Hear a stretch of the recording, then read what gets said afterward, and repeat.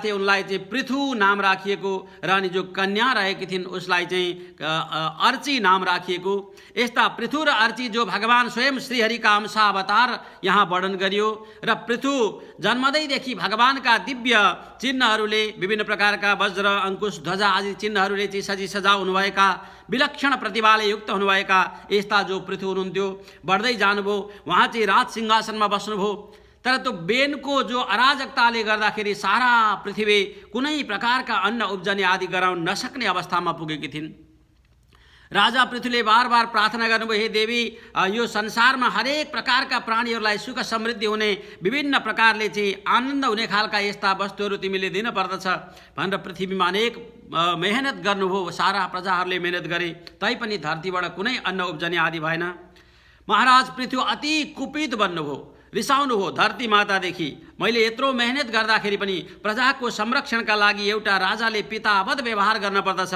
आज म आफ्ना सन्तान तुल्य प्रजाहरूलाई सुखी तुल्याउनका लागि मैले यत्रो मेहनत गरेर धरतीमा चाहिँ विभिन्न प्रकारका सत्कर्म गर्दाखेरि पनि धरतीबाट कुनै अन्न उब्जनी हुन्न भने म धरतीलाई नै नष्ट गराइदिन्छु भनेर जब कुपित हुनुभयो तथा स्वयं धरती माता प्रकट भएर महाराज पृथुको प्रार्थना गर्नुभयो, स्तुतिगान गर्नुभयो। स्वयं भगवान श्रीहरि नै पृथुका रूपमा आज अवतरित अंश अवतारमा अवतरित हुनुभएको छ भन्ने बुझ्नुभयो कि यस्ती माता धरतीले बार बार महाराज पृथुलाई पुकारा गर्दै प्रार्थना गर्दै, हे भगवान, हजुरले रक्षा गरिबक्सियोस्। हजुरका जो पिता रहेका थिए बेन, उसको दुराचारले गर्दा, असत् कर्मले गर्दा, अधर्मले गर्दा यो संसारमा सबै बीज बिजनहरू समाप्ति होला। सबै प्रकारका यज्ञ गर्ने औषधिहरू, विभिन्न प्रकारका पवित्र वस्तुहरू नष्ट होलान् अनि सत्कर्महरू गर्ने सबै वस्तुहरू नष्ट भयो भने यज्ञको सारा मर्म नै समाप्ति होला भनेर मैले ती सबै वस्तुहरूलाई आफ्नो पेटमा पुर्याएर राखेको छु भगवान। तसर्थ हजुरले कृपा गरिबक्सियोस्, म प्रति कुपित नभयो बक्सियोस्। मेरा पेटमा भएका वस्तुहरूलाई पुनः हजुरले बाहिर निकाल्न सकिबक्सने छ भनेर यस्ता प्रकारले बारम्बार धरती माताले प्रकट भएर महाराज पृथुलाई प्रार्थना गर्नुभएको छ। यसै प्रसङ्गमा मैत्रेय ऋषिले अगाडि भन्नुहुन्छ, मैत्रेय उवाच इत्थं पृथुमविष्टूय रुषा प्रस्फुटिताधरं पुनराह वनिर्भेता संतभ्यात्मात्मनमात्मना। यसरी कुपित हुनुभएका जो पृथु हुनुहुन्छ उहाँलाई चाहिँ धरती माताले पुनः सम्झाउँदै भन्न लाग्नुभयो, हे महाराज, हजुर कति पनि क्रोध नगर्नुहोस्, आफ्नो क्रोधलाई समन गर्नुहोस् प्रभु, शान्त भइबक्सियोस्। किनभने क्रोध नै व्यक्तिको के हो त, हरेक व्यक्तिको क्रोध नै शत्रु हो। जब क्रोध बढ्दै जान्छ भने क्रोधले व्यक्तिलाई बिस्तारी बिस्तारी सबै प्रकारका सत्कर्महरूबाट चाहिँ विमुख गराउँदै जान्छ अनि आफै नष्ट हुनका लागि ऊ अघि बढ्दछ भने, हे राजन, हजुरले आफ्नो क्रोधलाई त्याग गरेर संयमता धारण गरिबक्सियोस् ताकि बुद्धिद्वारा सबै प्रकारका फल प्राप्ति गर्न सकिन्छ। जसरी एउटा बुद्धिमान त्यो भ्रमरले हरेक पुष्पहरूको रसलाई चुस्दै चुस्दै चुस्दै ल्याएर त्यो रसलाई एकत्रित गरेर त्यस्तो मधु तयार गर्दछ, त्यस्तै प्रकारले बुद्धिमानी पुरुषहरूले आफ्नो बुद्धिद्वारा सबै प्रकारका पवित्रताहरूलाई चाहिँ आर्जन गर्दै गर्दै सफलता हासिल गर्दछन्। तसर्थ महाराज, हजुरले जसरी हजुरका पूर्वजहरूले विभिन्न प्रकारका आचार्य पूर्वाचार्यहरूले ऋषि महर्षिहरूले जस्ता प्रकारले सत्कर्म गरेर यो संसारमा एउटा मङ्गल विषयलाई चाहिँ प्रारम्भ गरेका थिए, हजुरले पनि आज त्यस्तो खालको एउटा सत्कर्मका लागि अग्रसर बन्नुहोस् र आफ्नो क्रोधलाई समन गर्नुहोस्। महाराज, पूर्वकालमा जब ब्रह्माजीले विभिन्न प्रकारका धनधान्य औषधि औषधिहरू सिर्जना गर्नुभयो, उनीहरूको संरक्षणका लागि पनि तत्तत व्यवस्थाहरू सिर्जना गर्नुभयो, तत्तत व्यवस्था मिलाउनुभयो। भुज्यमाना मया दृष्टा असद्भिरधृतव्रतैः अपालिता नादृता च भवद्भिर्लोकपालकैः। त्यो सबैको संरक्षण गर्ने उचित व्यवस्था स्वयं ब्रह्माजीले बनाउनु भएको थियो। त्यस्तो व्यवस्था हुँदाहुँदै पनि हजुरहरूका जो पूर्वज राजा महाराजहरू हुँदै गए उनीहरूले आफ्नो चरित्रलाई चाहिँ भ्रष्ट बनाएर, आफ्नो चरित्रलाई चाहिँ अति नै निम्न स्तरको बनाएर यी सबै वस्तुलाई चाहिँ समाप्ति गर्दै गए। क्रमशः यज्ञका साधन जो थिए तीहरू पनि समाप्ति हुँदै गए, धर्मका जो रक्षा गर्नुपर्ने विषयहरू थिए ती पनि समाप्ति हुँदै गए, धर्मका सारा अंशहरू समाप्ति हुँदै गए अनि म पृथ्वीलाई भारवती बनाउँदै बनाउँदै पृथ्वीमा अराजकता फैलाउँदै गए। महाराज, त्यसै गर्दाखेरि मैले चाहिँ सबै वस्तुहरूलाई आफ्नो पेटमा लगेकी छु। अब कुनै वस्तुहरूलाई आफ्नो गाईको पेटमा छ भने त अब त्यसबाट गाईको कृपा नभई, गौ माताको कृपा नभइकन त पुनः त्यो वस्तुलाई प्राप्ति गर्न सकिन्न। धरती माताले गाईको रूप धारण गरेर जब सारा औषधिहरूलाई आफ्नो पेटमा पुर्याउनु भयो तब त आज धरती माताले भन्नुहुन्छ गाईका रूपमा आएर महाराज म भित्र भएको वस्तुलाई त दोहन विधिद्वारा मात्रै बाहिर निकाल्न सकिन्छ। यो गाईमा भएको जो अमृतत्वपना प्राप्ति कसरी हुन्छ त भन्दा बादशाहले गएर पहिले गाईलाई चाहिँ पगार्न पर्दछ, त्यसबाट बल्ल अनि गाईमा भएको त्यो अमृतमय दुधलाई निकाल्न सकिन्छ भने वत्सम कल्पय मे वीर येनाहं वत्सला तव दुःखे क्षीरमयान कामान अनुरूपम च दोहनम। माता धरतीले गाईका रूपमा प्रकट भएर महाराज पृथ्वीलाई भन्नुभयो महाराज हजुरले बाछा कल्पना गर्नुहोस् अनि आफूलाई जो चाहिएको छ त्यही वस्तुको कल्पनाद्वारा त्यो बाछालाई चाहिँ पगार्न लगाएर मबाट ती वस्तुहरू प्राप्ति गर्नुहोस्। कुनै पनि कुरा राम्रो कुरा प्राप्ति गर्नुपर्छ भने आफूले पहिले त्यहाँ गएर केही स्याहार गर्नु पर्यो नि, सेवा गर्नु पर्यो। जस्ता प्रकारले गाईभित्र दुध छ तर त्यसलाई निकाल्नका लागि बाछोले गएर जब पगार दिन्छ तब मात्रै त्यहाँबाट सारा दुधका अमृतका वर्षाहरू हुन्छन् भने शास्त्रमा भएका हरेक रसहरू छन्। ती रसहरूलाई अनुभव गर्नका लागि पनि विद्वानका अगाडि गएर आफू बाछो जस्तो भएर चाहिँ विभिन्न प्रकारका जिज्ञासाहरू राखेर भगवान मलाई यो विषयमा जिज्ञासा छ, हे प्रभु मैले यो कुरा जान्न चाहेको छु, हजुरले उचित शास्त्र सम्बद्ध विषयलाई प्रस्तुत गरेर मलाई चाहिँ ज्ञानको ज्योति प्रकाशित गरिदिबक्स्योस् भनेर आफू बाछो भन्न पर्दछ। भगवानका अगाडि श्रीकृष्णका अगाडि पनि जस्ता प्रकारले अर्जुन स्वयं बाछो जस्तो बनेर गएर बार बार जिज्ञासा राख्नुहुन्थ्यो, प्रश्न गर्नुहुन्थ्यो, तब त भगवानले सबै संसारमा भएका शास्त्रहरूको रसलाई निचोरेर गीतारूपी महाज्ञान प्रकट गरिबक्सेको थियो भने पार्थो वत्सः सुधीर भोक्ता हामी भन्छौँ स्वयं बाछो बन्नुभएका त्यस्ता अर्जुनले भगवानका अगाडि जो आफूले चाहिँ दोहन गर्नुभयो प्रभुलाई, भगवानले सारा संसारमा भएका सबै शास्त्रका रहस्यहरूलाई चाहिँ एकत्रित गरेर सार स्वरूप ज्ञान प्रदान गरिबक्स्यो भने बाछोको अति नै ठुलो महत्त्व हुन्छ। आज यहाँ स्वयं धरती माताले भन्नुभयो म भित्र भएका जति वस्तुहरू छन् त्यसलाई प्राप्ति गर्न पनि हजुरले जुन जुन वस्तु चाहिएको छ त्यही त्यही वस्तुको कल्पना गरेर त्यो बाटोप्रति सदाचारमा लागेका, सत्कर्ममा लागेका, त्यो विषय आफूलाई जो चाहिएको छ त्यो विषयप्रति चाहिँ सिद्धत्व प्राप्ति गरेका त्यस्ता महापुरुषहरूलाई बाछो बनाएर हे महाराज हजुरले चाहिँ सबै कुरा पुनः प्राप्ति गर्न सक्नुहुनेछ। दुग्धारम च महाबाहो भूतानां भूतभावन अन्नामिप्सितमूर्जस्त्वत् भगवान वाञ्छते यदि। विभिन्न प्रकारका अन्नादि वस्तुहरू, द्रव्यादि वस्तुहरू, सुख समृद्धि, ऐश्वर्य, धन दौलत, लता गुल्मा आदि सारा चराचरका प्राणीलाई चाहिने जति कुराहरू छन् ती सबै कुरा चाहनुहुन्छ भने महाराज पृथ्वीको दोहन गर्नुहोस् भनेर यस्ता प्रकारले स्वयं धरती माताले गाईका रूपमा प्रकट भएर आज महाराज पृथ्वीलाई बताउनुभयो।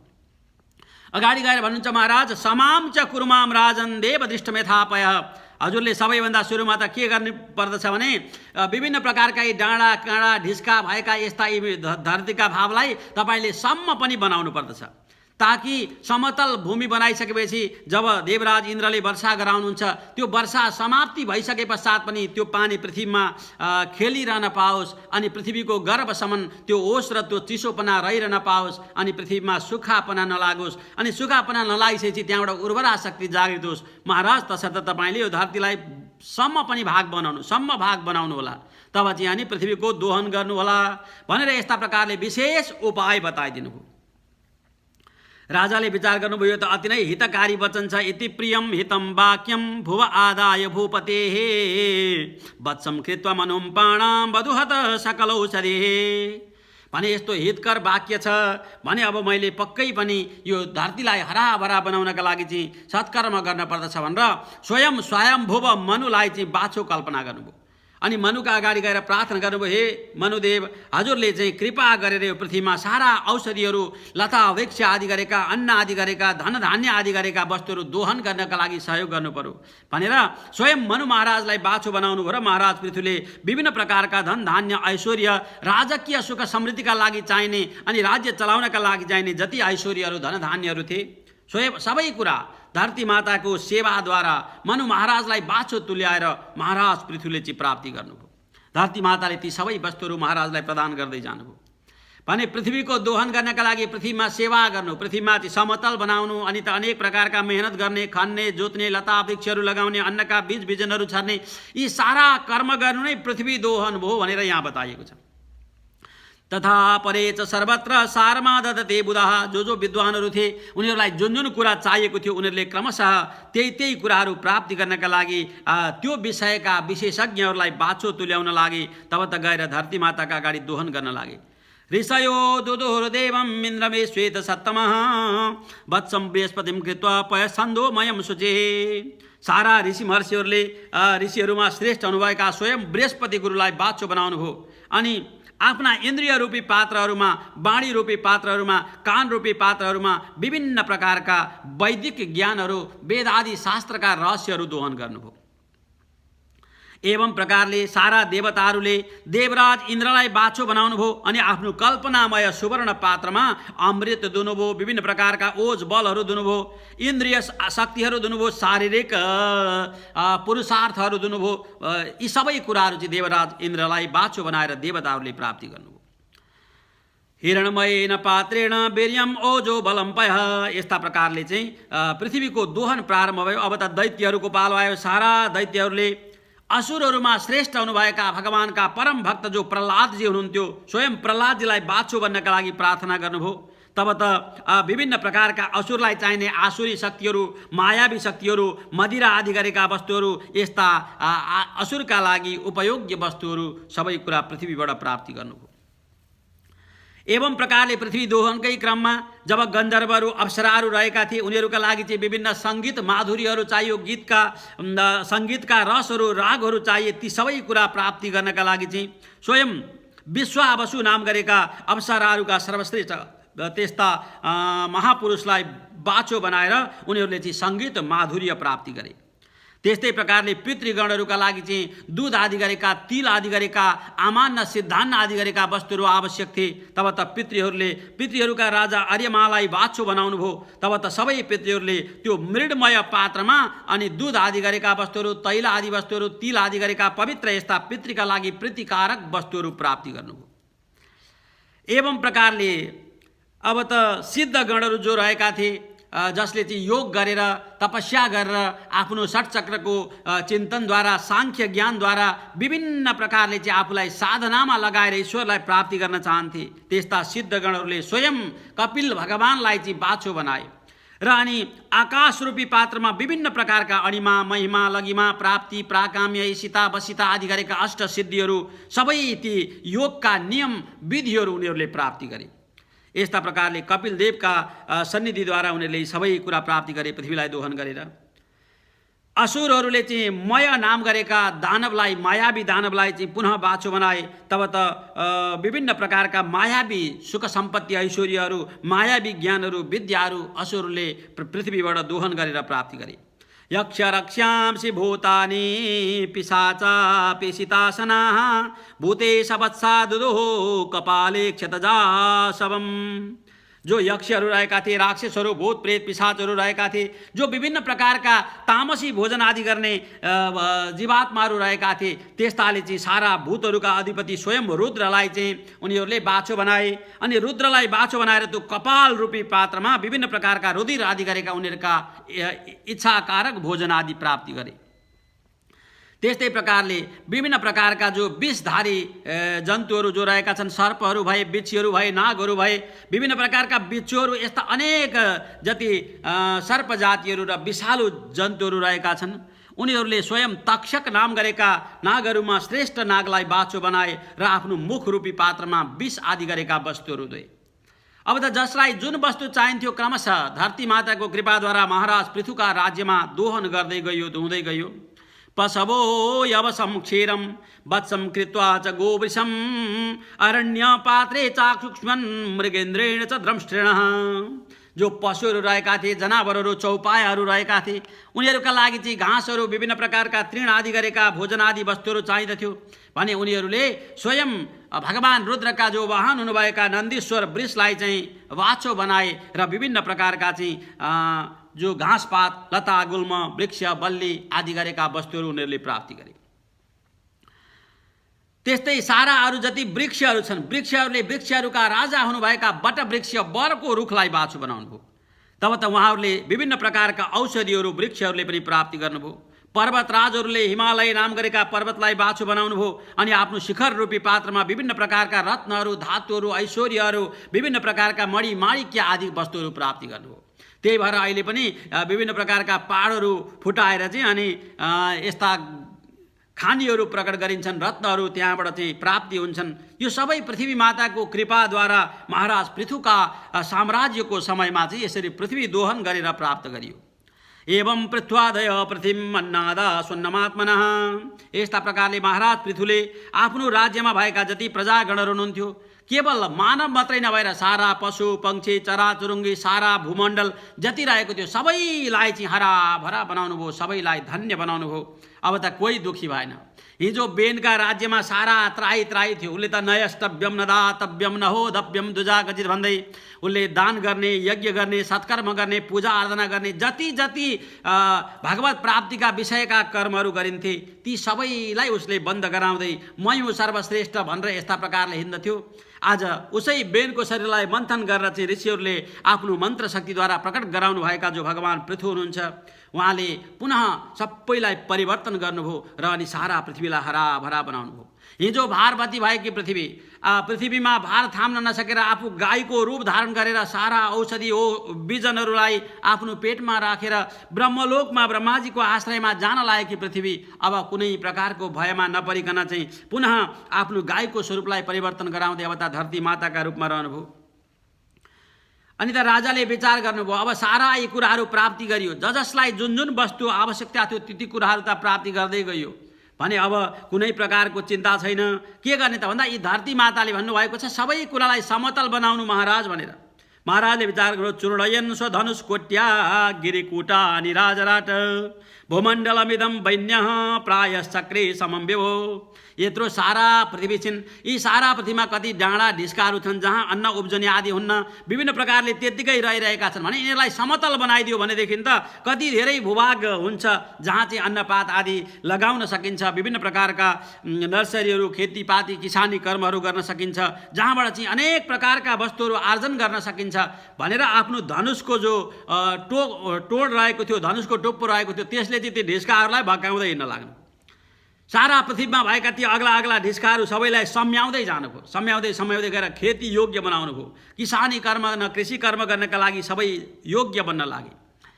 तब त जब देवराज इन्द्रले धरतीलोकमा वर्षा गराउनुहुन्थ्यो, सबै वर्षाले गर्दा धरती अति हराभरा बन्दथिन्। अनि जुन ऋतु अनुसार जुन वस्तुको त्यहाँ प्राकाट्य हुनुपर्ने हो धरती माताका कृपाले ती सबै वस्तुहरू प्राप्ति हुन्थे भने भक्तवृन्द जब यदि धरतीको सेवा गरियो, धरतीको संरक्षण गरियो भने त्यहाँबाट प्राप्ति भएका अन्न बिजन विभिन्न प्रकारका खाद्य वस्तुहरूले अनि सारा प्राणीहरूको संरक्षण हुन्छ, रक्षा हुन्छ। जो अन्न बालीहरू बिस्तारै समाप्ति हुँदै गयो भने अब त के गर्ने, कुनै प्रकारका वस्तुहरू प्राप्ति हुन्न। पुराणहरूमा विद्वानहरूले कथा बताउनुहुन्छ, एकजना यस्ता धनवान राजा हुनुहुन्थ्यो जसले चाहिँ सारा संसारमा सुख समृद्धिका लागि सारा प्रजाहरूलाई मङ्गल गराउनु भयो र यति धेरै दान गर्नुभयो कि दान गर्दाखेरि जहिले स्वर्ण मुद्रा मात्रै दान गर्ने, विभिन्न प्रकारका ऐश्वर्य दान गर्ने, रत्न दान गर्ने, विभिन्न भेटीपाती यस्ता मात्रै दान गर्ने, कहिल्यै फल, कहिल्यै पुष्प, कहिल्यै नैवेद्य, कहिल्यै भोजन, कहिल्यै अन्नपात यस्तो वस्तु चाहिँ दानै नगर्ने। दान गर्दाखेरि यही तुच्छ कुरा के दान गर्नु र सधैँ रत्न दान गर्नुपर्दछ, बहुमूल्य दान गर्नुपर्दछ भनेर विभिन्न प्रकारका बहुमूल्य वस्तुहरू मात्रै दान गर्दै गर्दै गर्दै जानुहुन्थ्यो। पछि यति धेरै दान गर्नुभयो, अब त सारा देवदेवता प्रसन्न भए, सारा ब्राह्मणहरू प्रसन्न भए, दान लिने व्यक्तिहरू प्रसन्न भए। अति नै संसारमा सबैको प्रसन्नता छाइसकेपछि त उहाँको शरीर छुटो देवताहरूले विमान पठाउनु भयो। विमानमा उहाँलाई चाहिँ बसाइयो, सरर वैकुण्ठको प्राप्ति भयो। वहाँ गइसकेपछि त अब जब स्वर्गमा देवताहरू सबैले चाहिँ सत्कार गरे, उच्च आसनमा बसायो, हो महाराज तपाईँ जस्तो दानी त संसारमा को छ र भने सारा देवताहरूले चाहिँ आरती गरे, विभिन्न प्रकारले महासम्मान गरे त्यस्ता दानवीर सम्राटलाई। अनि जब भोजनादिका व्यवस्था गर्नु पर्यो सधैँभरि रत्नहरू हिरा मोती ऐश्वर्यहरू ल्याएर अगाडि राख्न थाले।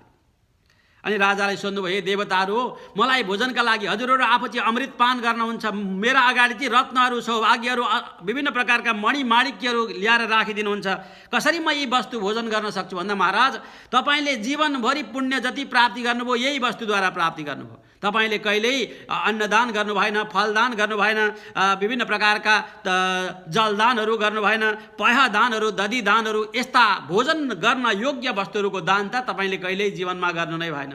सदा सर्वदा अन्नदान गरेका जीवात्माहरूले यहाँ चाहिँ अक्षय रूपमा अमृत प्राप्ति गर्ने हो। तपाईँले रत्न दान गर्नुभएको छ, रत्न मात्रै दान गर्दाखेरि त आज तपाईँलाई रत्न नै प्राप्ति भएको छ, तपाईँको दानका पुण्यले स्वर्गता पाउनुभयो। तर अन्नदान आदि नगरेका कारणले गर्दा तपाईँका लागि भोजनका लागि कुनै अन्न वस्तुहरू यस्ता उपलब्ध छैनन् भनेर देवताहरूले बताउनु भने संसारमा सबै प्रकारको व्यक्तिले चाहिँ प्रगति गर्ला, उन्नति गर्ला, धन दौलत ऐश्वर्य प्राप्ति गर्ला, तर भोजन गर्नका लागि भोजन योग्य वस्तुहरू संसारमा लुप्त हुँदै गए भने, उब्जनी गर्ने ठाउँहरू चाहिँ समाप्ति हुँदै गयो भने संसारमा भोकमरीले गर्दा जीवात्माहरू आफसे आफ समाप्ति हुँदै जान्छन् भने सबैभन्दा पहिलो जीवात्माको कर्तव्य के हो त भन्दा जो संसारमा धरती माताले कृपा गरेर चराचरका प्राणीको रक्षाका लागि 3000 भन्दा बढी प्रकारका जो खाद्यान्न व्यवस्थाहरू चाहिँ उब्जनी गराइदिनुहुन्छ त्यस्ता वस्तुहरूको संरक्षण गर्नु पहिलो कर्तव्य हुन्छ। यही कुरा सिकाउनका लागि आज महाराज पृथुले पृथ्वी दोहन गरेको कथा यहाँ भागवतमा राखियो। ततो महीपते प्रीतः सर्व काम दुघाम पृथु दुहितृत्वे चकारे माम प्रेमणा दुहितृवत्सल।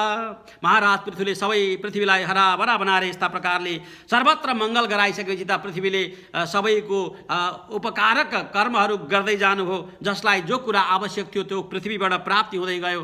तब त पृथ्वीदेखि अति प्रसन्न भएर महाराजले पृथुले ल आजदेखि चाहिँ म तिमीलाई आफ्नी छोरी सम्झन्छु भनेर पुत्री भयो। दुहितृत्वे चकारे माम प्रेमणा दुहितृवत्सल।